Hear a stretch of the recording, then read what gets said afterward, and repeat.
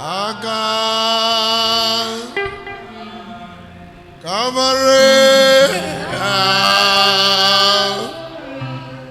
Calvary.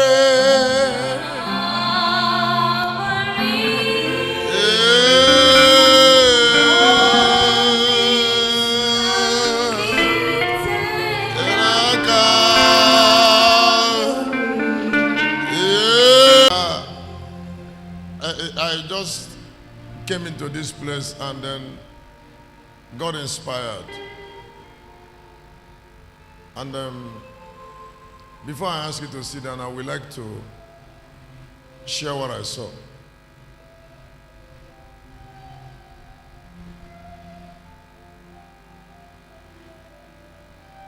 What I want you to know is knowledge gives boldness. It gives peace. Let me say again. Knowledge gives boldness. It also gives peace. It's not possible to have adequate knowledge and lack peace. If you are struggling, if you're struggling to teach your children anything, then to teach them principles of life, then you don't know it. Let me say again, if you're struggling to enforce a way of living, then you don't know the consequences of not living right. You don't know it. If you're struggling to enforce vision on your children, then you don't know immortality or vision. If you know the stink of perishability, if somebody knows the stink of perishability, nobody will tell you to force vision.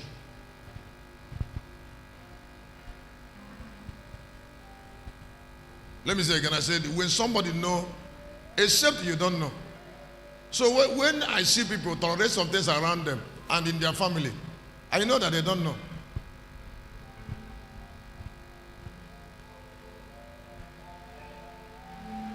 There is a way your son will not live if there is anything you know. You can't feed him and he is killing himself. No, you can't feed him. You can't pay his school fees and watch him die.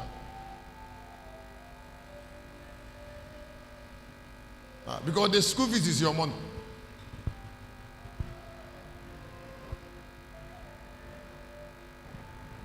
So I told him before we came, I said, academic light is not much. Demons don't fear it.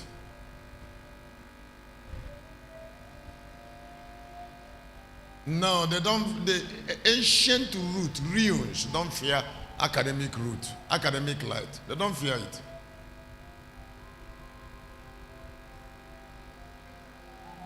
That is why some professors are possessed. Idols don't fear academic light.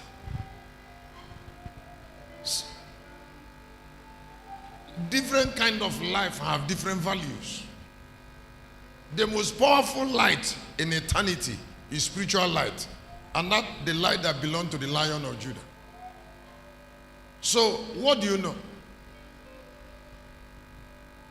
There is something I want to teach you, two things I want to teach you about sacrifice. Kennedy, I'm sorry about, I didn't tell you to prepare because I didn't plan to teach it. I didn't plan to teach it, but I want you to announce it. The privilege, number one, of being a sacrifice. Number two, the limitless power of sacrifice. I'm sharing two of them before you see that, and I'm not taking long on it. Number one is the privilege of being a sacrifice. And then number 2, the limitless power of sacrifice. When I share it, I will make you see that, then I will start properly. Please, I said last week that knowledge and wisdom are treasures. I didn't know it the way I told you in the first 40 years of my life. Nobody said it to me. It's there in the Bible, but I couldn't see it. So where you are is a treasure house.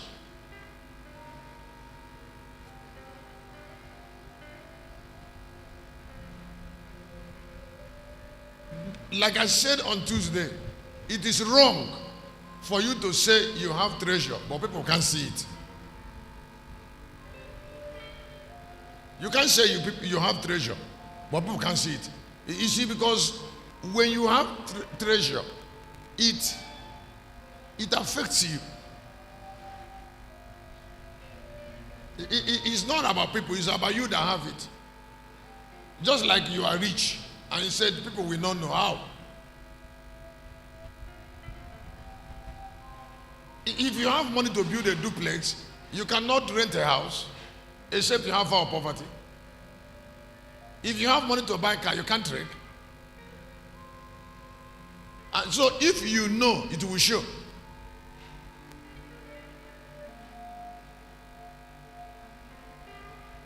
I said if you can't say I know, but I don't want to show it. No. If you know, it will affect what makes you angry, what upsets you, your relationship with victory. I'm upon the altar of the Lord, and many people are already hearing me. Listen, I have never been in any meeting with the quantity of knowledge that is with me now. All my life. With the level of illumination into brightness that is shining in my spirit. You don't expect me to come down from this altar and get stranded. For about 18 years, or getting to 20, I have stayed on the altar and transformed people's life instant.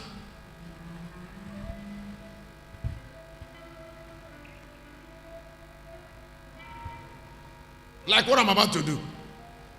I'm trying to share on the privilege. Now, there is something people don't know. I want to tell you a secret from myself. It is a privilege of your life for God to ask you for something. And hear me. God does not ask men to give them something that belongs to them.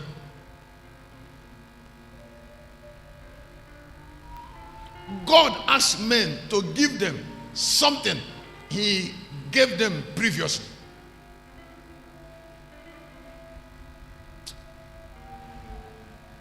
So if God is asking you to lay down your life, it means that that particular life God is asking you to lay down belongs to God.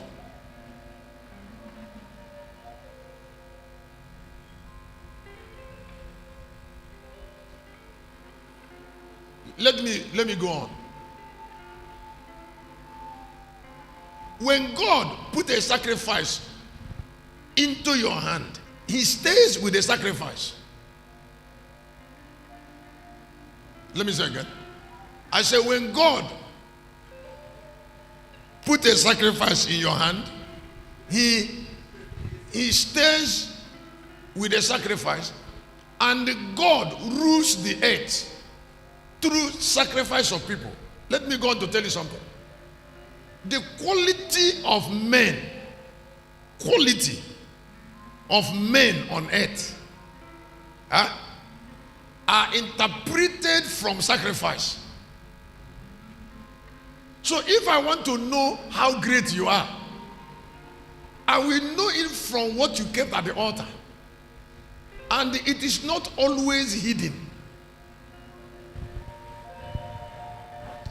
When God wants to bless you, he goes to what you kept at the altar.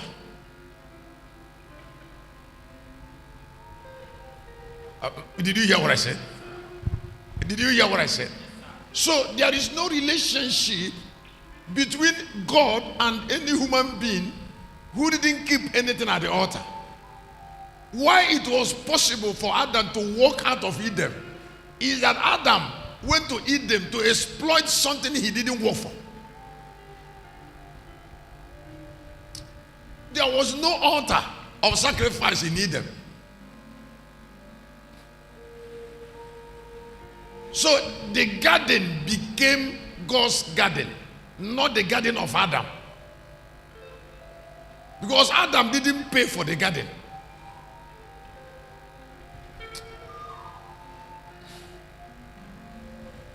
And why he was negotiating with the serpent, I mean the wife, was because he didn't pay for that garden.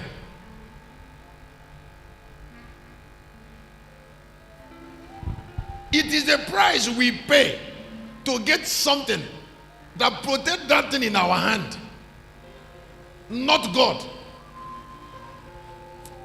If you want God to protect your life, it is the price you pay for your life that should give you protection. Let me say again. It is the life, it is the price you pay for your life that should protect your life. It is a sacrifice, the altar that you built to hide yourself, that protects you. Now that altar introduces you to God.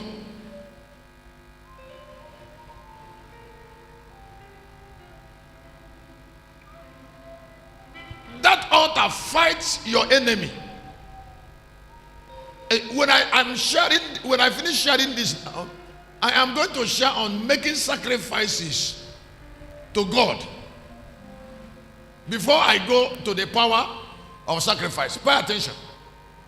There are things only preaching can do. Since yesterday, I've been happy that I am a sacrifice.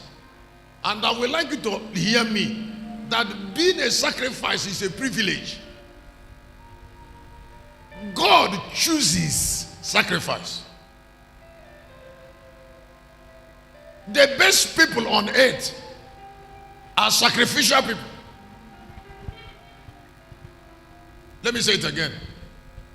The most powerful people on this earth, the most influential people on this earth, the people that represent God on this earth, the richest people on earth, if you hear that that man is very rich, the only way that man or that woman can be very rich is because she is sacrificial.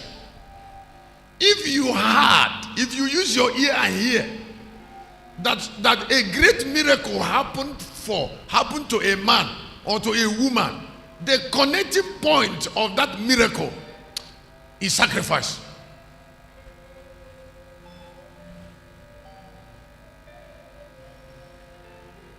Those who are not sacrificed don't understand.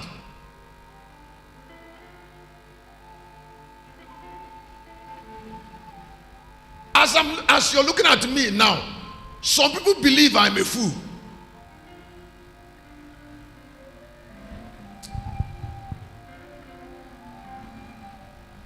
Did you hear what I said? I said some people believe I'm the most foolish man on earth. That my mind is not with me. Why? Because I gave everything. I'm a sacrifice and I'm living it. So they believe that I'm not thinking well. Why? Because they are not chosen. They were not chosen.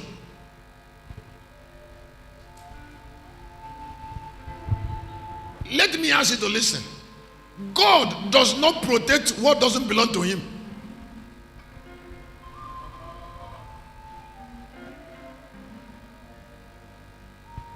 When John the Baptist was about to be killed, did God protect him?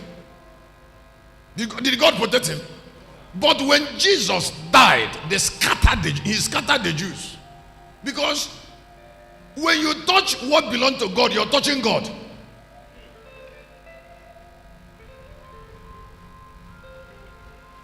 When a woman uses her life and dedicate, listen, there is a difference between dedicating your life to God and God choosing you.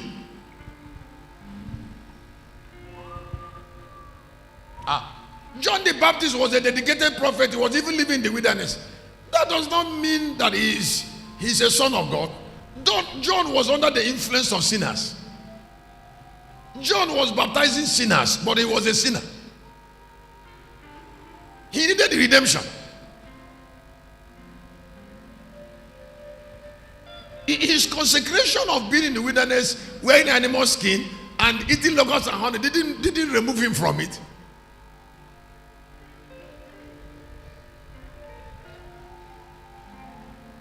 You can give yourself to God. What matters is that He's He taking you. God takes things that look like Him. When He wanted Abraham, there is something I want you to hear. You don't know it this way, so hear it. When God wanted a sacrifice in Mamre, in 22 of Genesis, He told Abraham to give him back Isaac. He didn't ask for Ishmael. It's because God originally had already given Abraham that Isaac. So He demanded Isaac back because Isaac belonged to him. And He left Ishmael for Abraham.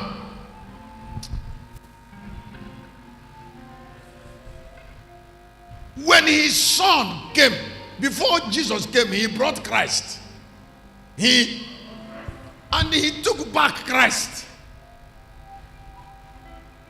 He didn't take John, because John is son of Zachariah. He left John for Zachariah, and they took his head.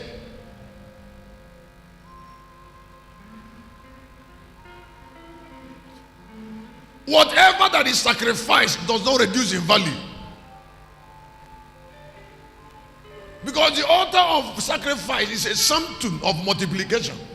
Let me say again. I said the altar of sacrifice is a symptom of multiplication.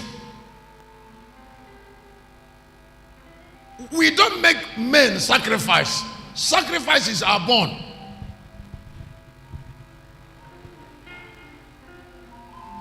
Now, praise God. Switch. Making sacrifices to God. Listen.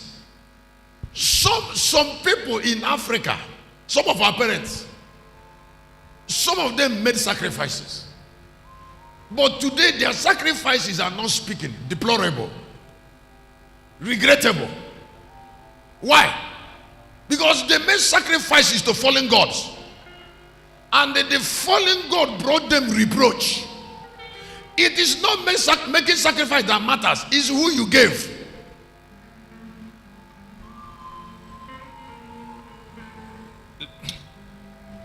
Let me say again. I said it is not making sacrifices that matters. It's when you wanted to give, who did you give? Some people have killed cows to Amadi, dedicated their families. Some killed cows to Oluku, to Ikoro, the god of snakes. They gave something precious to them, to fallen gods in the waters. And then who rewarded them? Now let me ask you to listen. Those gods visited and killed animal to them, and then